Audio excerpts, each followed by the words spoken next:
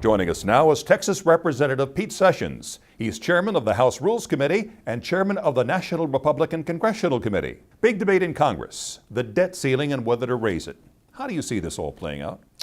Republicans have an opportunity here to engage directly with the President and the Senate because this could be considered a must-pass piece of legislation because the President understands as well as we do that 40 cents out of every dollar that the government spends comes from debt.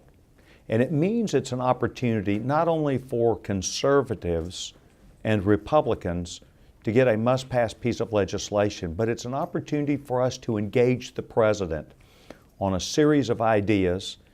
We believe, and our Speaker Boehner has already floated out, that for every dollar that we're going to increase the debt, we need to cut in spending.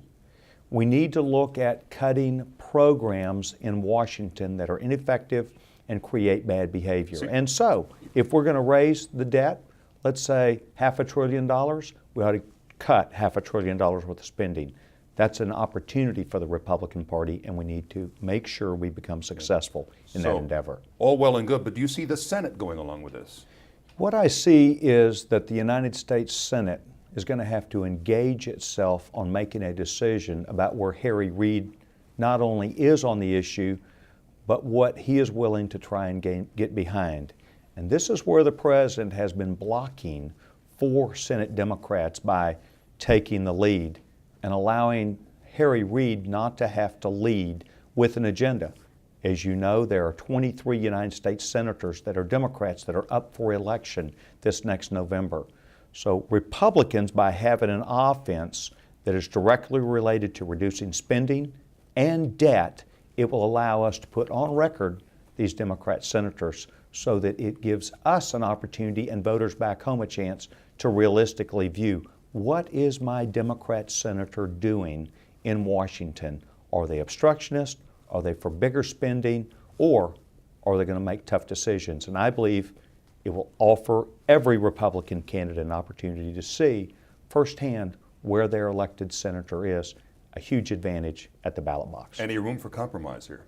I think that the compromise comes in terms of if we look at an opportunity to make significant gains, then Republicans will go along. Gains in an opportunity to cut spending and grow jobs in this economy. Otherwise, Republicans will not engage in that fight to give the President what he wants as a victory now. Do you support Representative Paul Ryan's budget plan and particularly his changes to Medicare? The changes to Medicare that the Republican conference in the House have adopted come directly from the ideas that Paul Ryan has his fingers on the pulse of, and that is Medicare. Medicare is a one-size-fits-all program today that is going bankrupt. It's going bankrupt because the Democrats and any person that voted for the Obama health care bill on March the 21st or 22nd of a year ago voted to take $500 billion out of Medicare, which has hugely accelerated its bankruptcy. Republicans find themselves in a position where we want a market-based system where instead of money, what we're after is something that makes health care better for seniors, something that is sustainable rather than going bankrupt, and that makes health care better for everyone. We're proposing a system that looks just like what government employees would have. Instead of one size fits all, it could be built directly around where a person who is a patient, they would make the choices, they would have decision making, and it's sustainable. Absolutely, I support Paul Ryan's plan, and I believe the American public will as soon as they know the differences. You guys are going to get hammered on that by the Democrats going right down to Election Day, you know that. You know, what we're going to do is win or lose on the ability for people to understand that people can control not only their health care costs, but can have a system that can survive the generations. And today, President Obama and the Democrats are aimed for bankruptcy of the system, and that means that there is not a system that works. And so Republicans offer a great viable alternative.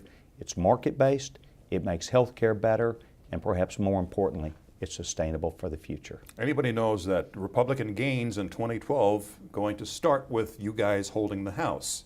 Now, could this Medicare issue come back to haunt you as you try to maintain your majority? the Republican conference, all of our members and our candidates are going to effectively understand not only what the Paul Ryan plan is, but we're going to then sell this to all voters as an opportunity for them to understand firsthand we are not touching any senior or any person that's 55 or above.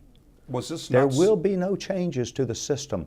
It is about designing a system for the future, and that's why we're going to hold hearings, come up with the best ideas, and then that plan, and it is Paul Ryan's plan, that we come up with a system that is sustainable, that meets the needs of the individual, and can move on into the future that best fits for better health care.